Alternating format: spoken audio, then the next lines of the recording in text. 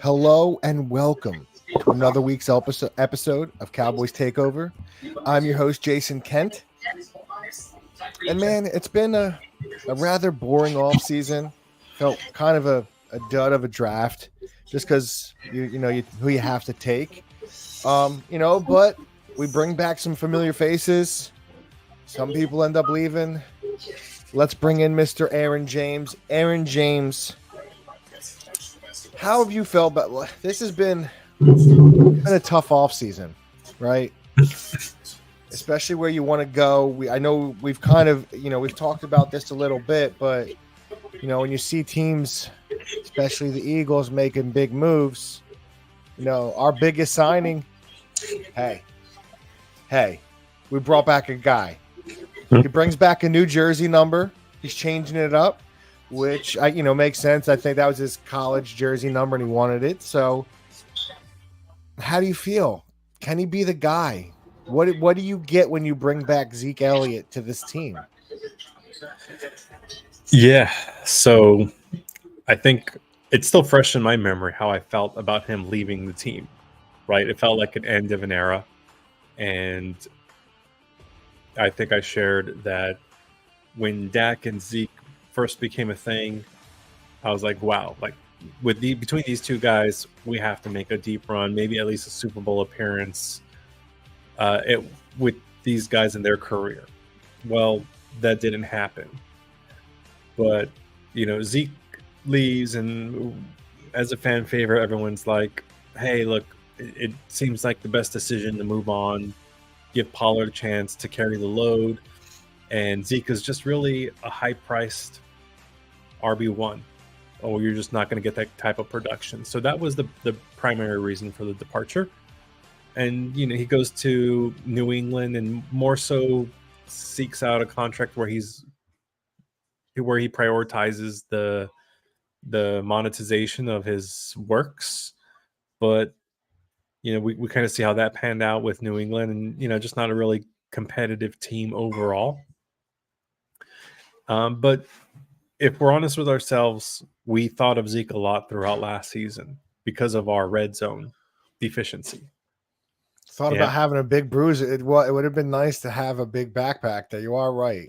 Yeah, we were like, man, we don't have that Zeke guy that can come in, goal line, fourth quarter, red zone. And now do we have that? I think, even though he has a lot of tread off the tires, I think he's going to have show some fresh legs. I'm optimistic in that, he'll want to bring that back, have a little bit more burst. We don't need the guy that's going to bulldoze and truck stick every linebacker at every hit. We just need someone smart. So I think he brings pass protection, goal line, red zone. We've talked about this before. He's really close with Dak Prescott. So the morale of the team, feeding off with the leader of the team. And I think he has a good chip on his shoulder, right? In that he wants to come back and be like, hey, this is what you missed out on the last year. So I think it's all upside. So, but my question, because I look at it, listen, we're not getting 24-year-old Zeke. When I was going through the numbers today for the show, and you look at his stats, really that his age 24 season, it was his second straight 300 carry season and his third in 4 years. And that's the last year he averaged 4.5. And since then it's kind of been a drop off. Do I think, can we get a Zeke that can maybe average 4 yards a carry? Yeah. The question is, can you give this guy 200 carries a game? Or I'm not a game, a year. Because, I don't know. I think Pollard last year had 207. I think that was good for like seventh in the league. So he's not going to carry the ball 300 times, but can he be an every down back? Last year he did show in New England. He went up. He didn't have the carries last year, but he had 51 catches on 65 targets. So he can still do that part of it. We remember how good he is in pass blocking. That's what you get when you bring him in. I think that was a calculated move, knowing you're going to probably have to start a couple of young offensive linemen. So I question the durability. Can he give you the 210 carries? Because I think it's a good pickup for everything else. And like you said, his familiarity, I butchered that word, with Dak is going to help because they're on the same page. They've done it. They came in as rookies together. They've been back there the whole time. They know what each other sees. So they don't have to talk. So that's the good thing you get with that. But can he hold up for the whole season? Can you give me the optimism that you bring? Can I get 210 carries from Zeke? An average 4 yards a carry. Yeah, because I think McCarthy will spread out his workload. There'll be games where we rely on him a lot. Eat up the clock, red zone. When I say eat up the clock, I mean eat it up in close game scenarios. Take care of the football, be smart. And then games where we're going to have a couple of those home blowout games, he's not going to get that much reps. So for those reasons, we're not expecting him to be the RB1. I think our boy, oh my gosh, his name's escaping me. Deuce? No, not Deuce. Rico.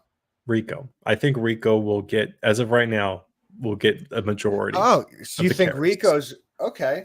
See, because I kind of look at it the other way. I really, as much, listen, I was okay with letting Zeke go, but I still think he can be an RB1. I think because it's not a 300 carry league anymore.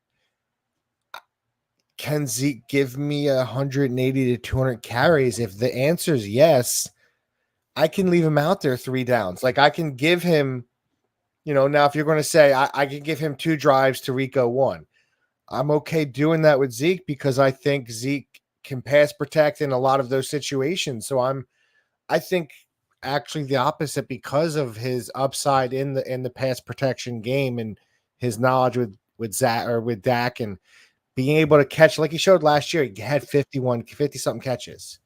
So he's shown he can still do that part of the game. I think you can leave him out there a little bit more. I just don't think that's what their intentions are with him. Really? I hope, because I don't know how I feel about Rico. Like to me, if you're telling me Rico's going to be the guy, I can't go into the season with a couple of rookie offensive linemen and Rico being my RB1. When we brought back Zeke, he's only 29. Yeah, he's only 20. And as much as we want as Cowboys fans to run the ball, and McCarthy says, I'm going to run the ball, we said it all season. We were waiting for it. And then we kind of came to the realization, like, we're a pass first team. We're a pass first team. It's going to be on Dak's shoulder. So that's what I think you get with. I think the upside with Zeke in that pass protection game, I think, is going to be huge. Because then it's easy with the defense knows, okay, I'm bringing in Rico. He's probably not pass blocking. With Zeke, now you get all that extra. You're not sure, which I think is going to help with the rookie offensive lineman. I don't know. I like it. You could have had better, but I guess at this point, you bring him back, you kind of give him, one more shot and see what he's got. Maybe because I do think this is Dak's prove it year. They're not paying him, so we've talked about that. So why not give him his buddy back for that last run? Yeah, and we get him on the cheap, right? I think it's a $3 million all-in deal. I think that includes incentives, if I recall correctly. But it's kind of like the last ride. Let's see what we can make of this, and then we have other players, all pros, that we have to concern ourselves with on long-term deals. No, yeah, totally agree. So it's a good signing. Let's see where it takes us. It's going to be some nostalgia, especially on Thanksgiving Day. You know they're going to give him a touchdown on Thanksgiving Day. We all know that. We know where he's leaping. So the feed me is going to come back. Dude, yeah, it's gonna be a sight to see. I can't wait. I know I already got the GIF in my phone set up, so it's getting sent out a lot this season. And Zeke does light up against the Eagles, He right? He has does. good games He's had against them. very good games against the Birds. So that's hey, listen. You could get lightning in a bottle. Listen, I think that's what that signing is. That's what you're hoping for. So and then Absolutely. So on a scale of 1 to 10, how excited or happy are you with the Zeke sign? I'm a 5 because I think other people would have. Okay. I like the Aaron Joneses and those guys. I think they would have been a better fit or better signings. I think they have more left in the tank. But I'm okay bringing back the nostalgia dude in hopes that he can give you one more shot. I'm an 8. Okay, listen, I knew you would be. That's why I was. That's why I was hoping you'd feed me something to get me more excited. But I knew you'd be. Listen, I think all Cowboy Nation. I think everybody's happy to see. I guess 11. What is he now? 1 or 2 or something? I forget what that college number was. But he switched the jersey, so 15. 15. Right? Yeah. So 15 is going to be in the backfield. Let's go. Moving on, we lost the receiver and we bring a receiver in. So Michael Gallup leaves, signs with Oakland after, we give him that big contract after the injury. They bring him back. It just didn't seem to work out. And then we get a guy that Jaguars kind of felt, to me, I felt like this guy was kind of him and Michael Gallup were very similar. I feel like they've had season where you're like, okay, this guy can be maybe wide receiver 2, wide receiver, low end wide receiver number 1 in this league. Where Gallup has shown the flashes, Zay Jones has shown those flashes as well, and neither really seemed to pan out. So this move was kind of, I wasn't sure how I felt about it because I loved what we saw, and it's tough now. I just looked at Gallup's numbers, and I didn't realize how long ago it was that he was that good for us. I forgot it was like his last real solid productive season was in 2020. But 2019 he did have that 1,000-yard year. 2020 he was on his way. You thought, okay, we got something here. They had the 3 guys at that point. You figured it was going to be Gallup and CD long term, and and then Gallup got hurt and just never seemed to regain his form. And Zay Jones has just been a guy that's been kind of an up and down career. He's had, 300, 600, 200, 100, 500, 800, 300. So he's kind of had those seasons where you thought he could break out. Do you think this is a significant change in really player, or kind of feel the same way I do where they're kind of the same dude at this point? Yeah, I think it's more of the latter because Gallup was more of a financial move, right? He was the production and the paycheck were just not in alignment. Not at The all. past couple years or the past 2 years, so you have to make a move there to be fiscally responsible. And on the Zay Jones front, he was so if you think about the Jacksonville Jaguars, they bring in Gabe Davis, they got Christian Kirk, and I believe Jarvis Landry. So they also are, I think, top 5 in available cap space in the NFL. Yeah. So it wasn't a cap move for them, although they did save about $4.4 million in cap space. But for them, it was more like, okay, you know what, we kind of have our guys.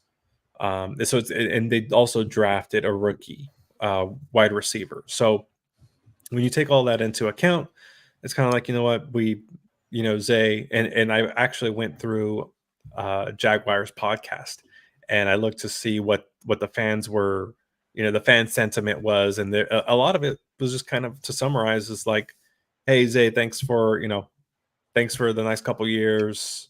Hate to see you go, but good, best of luck where you land.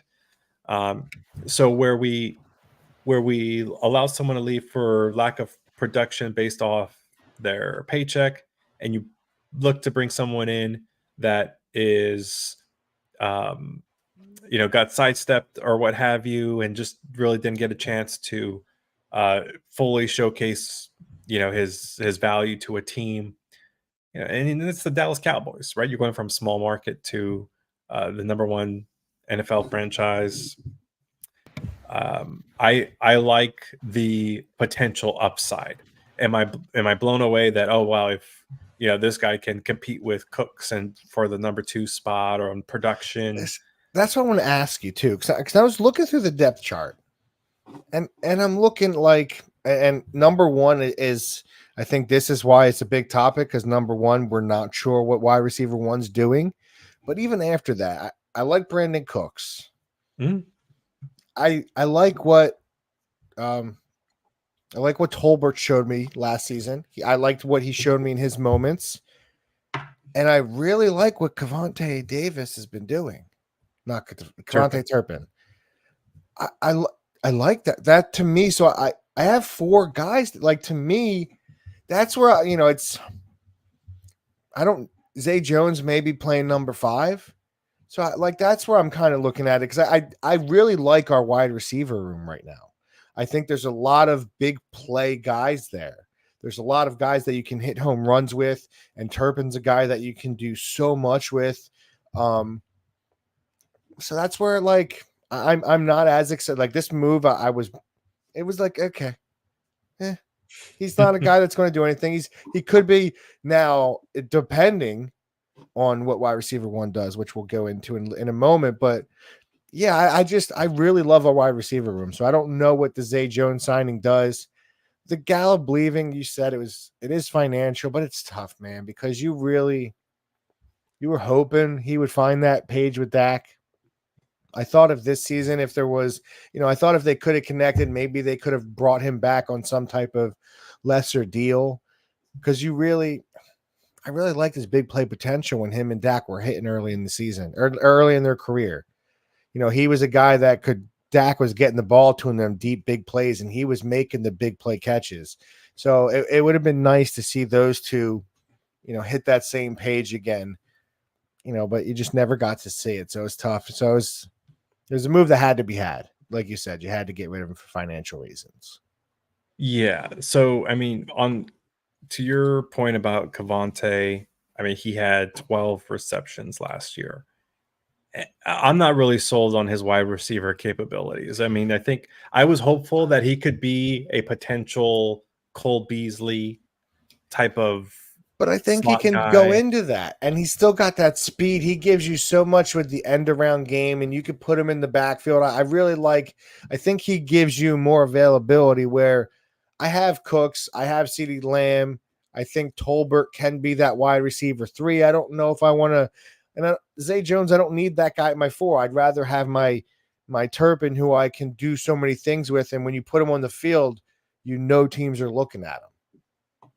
That's my point. I think Turpin gives you that opening that you may not have had the last few seasons because of the speed and what he can give you. I feel like Cedric Wilson did more of that than what Turpin has been able to do. And Zay Jones has some of that 4.4 speed. And so I think we'll see how things pan out, but I would say if you were to ask me, I would say Zay Jones would get more targets than Jalen Tolbert. I just wasn't surprised. I wasn't Really pleased, with what he brought to the table last year. Even though McCarthy said he was his most improved player from year over year, following camp. I think what Zay Jones can look to provide with his experience and speed, he can bring more to the table than what we saw from Noah Brown the year before, which is saying something. Noah seemed to be that trusted, receiver in third down situations for Dak. Okay. So I think that's best case scenario. Listen, I'm agree. If you're getting a wide receiver 3, because I said it before, I think Dak is going to be throwing the ball a lot. So if you can get a guy in here that can give you something big, decent amount, it's not bad. If you can get a wide receiver 3 in here, Dak, I think Dak could get close to the passing record this season. I just really think they throw the ball a ton. I don't believe McCarthy at all. That's where I think this signing plays big if this next topic actually happens. And it's CeeDee Lamb. And there's still always that potential for holdout. And to me, I think he's the most right now.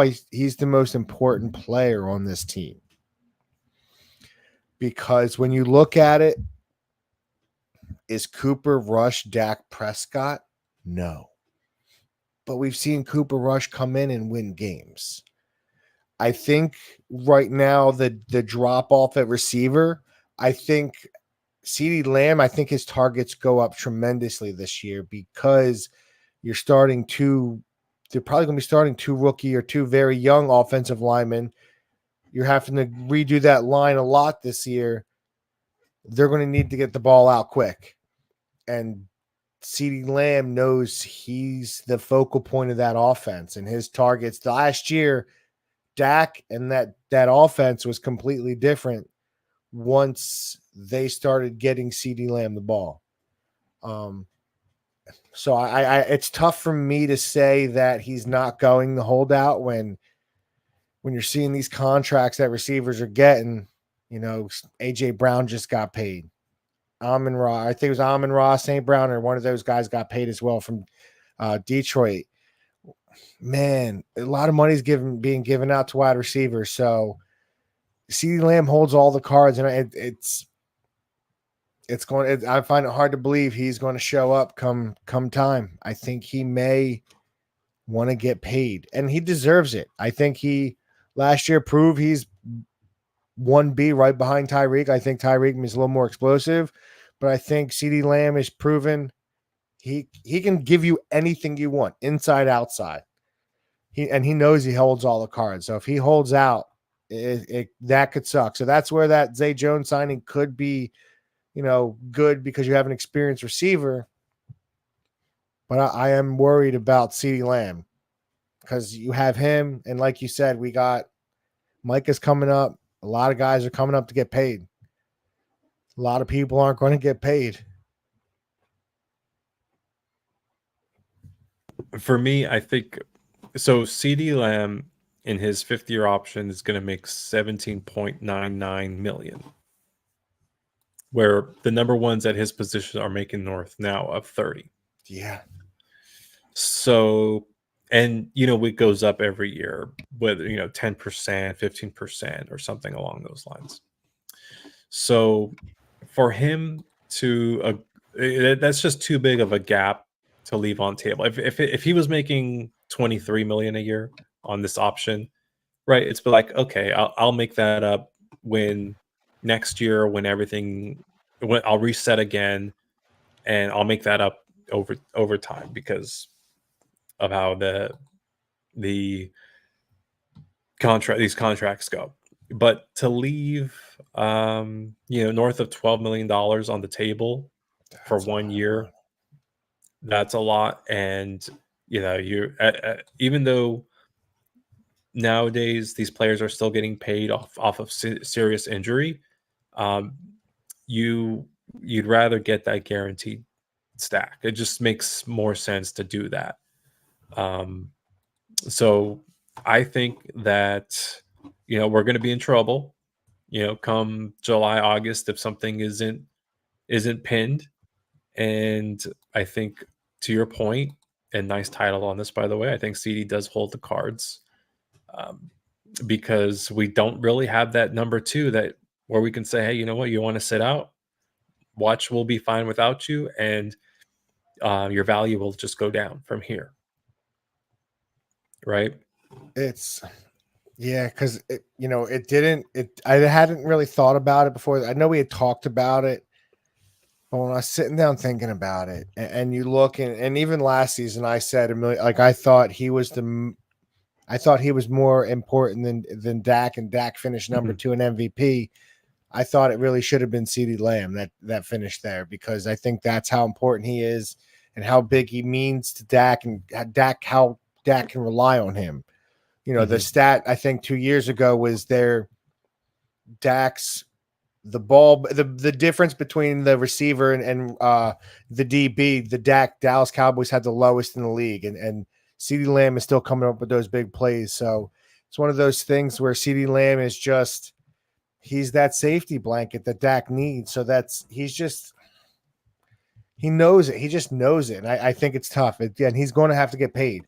The question is that I think they're looking at it now. Who are they keeping? I think that's where this kind of sitting back and not paying any of them, because I think they're really looking and trying to figure out who they're going to pay. I think that's more of what it is, because you do Dak, CD, Micah, Martin. You got to lose some. You may lose two of them.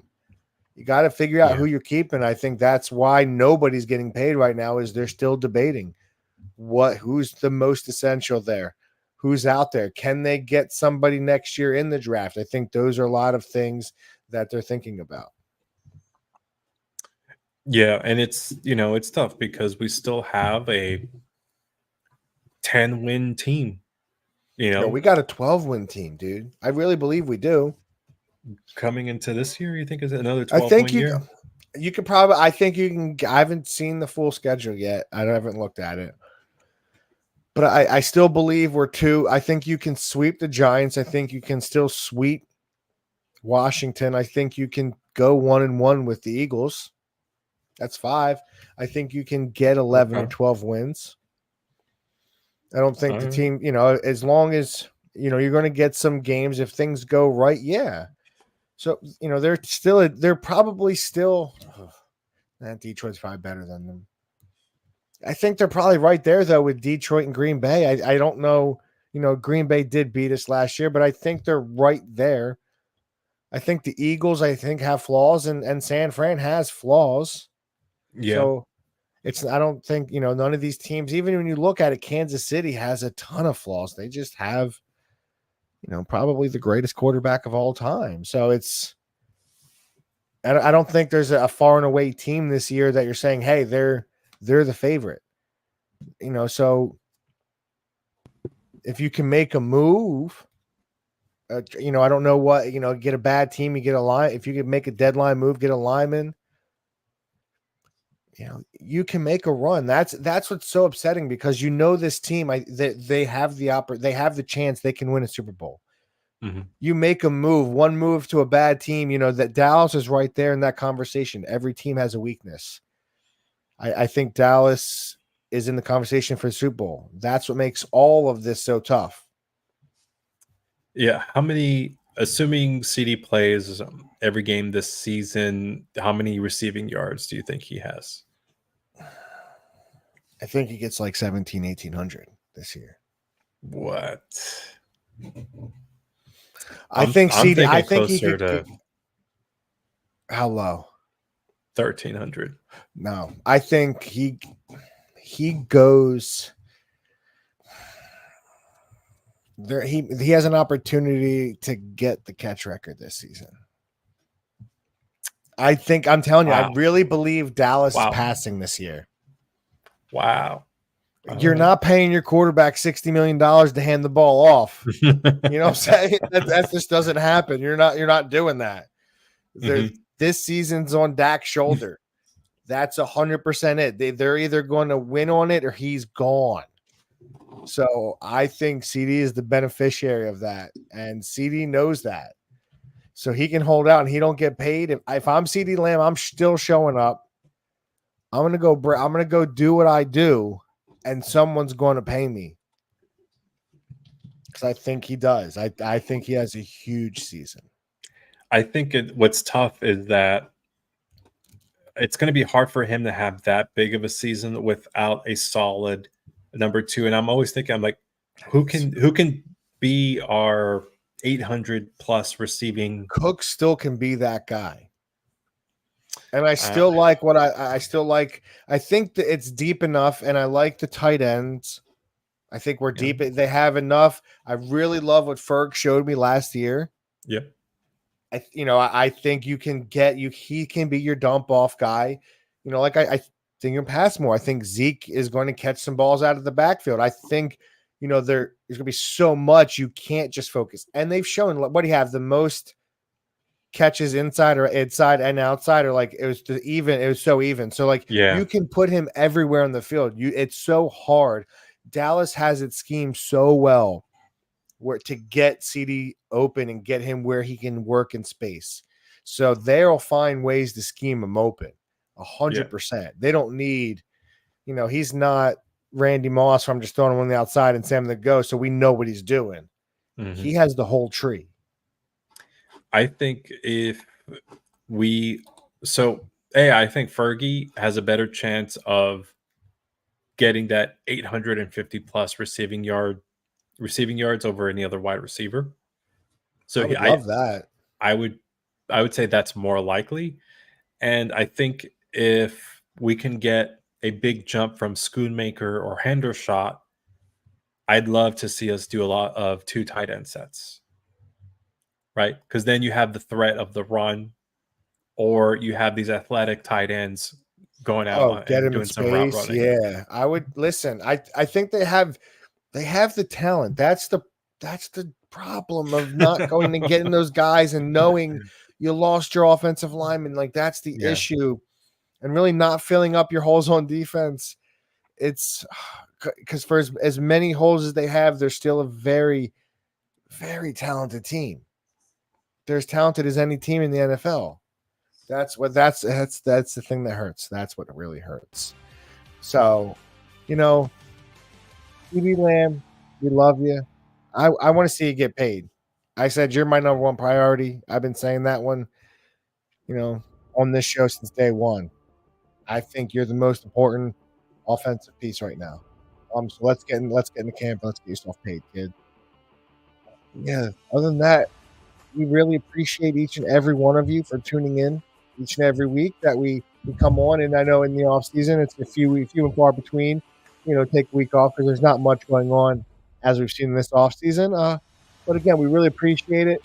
So go give us a like on all of our socials. Cowboys Takeover Podcast, Instagram, Facebook, Twitter, TikTok, and our YouTube page. Give us a like and a follow and subscribe, and it'll let you know every time we go live.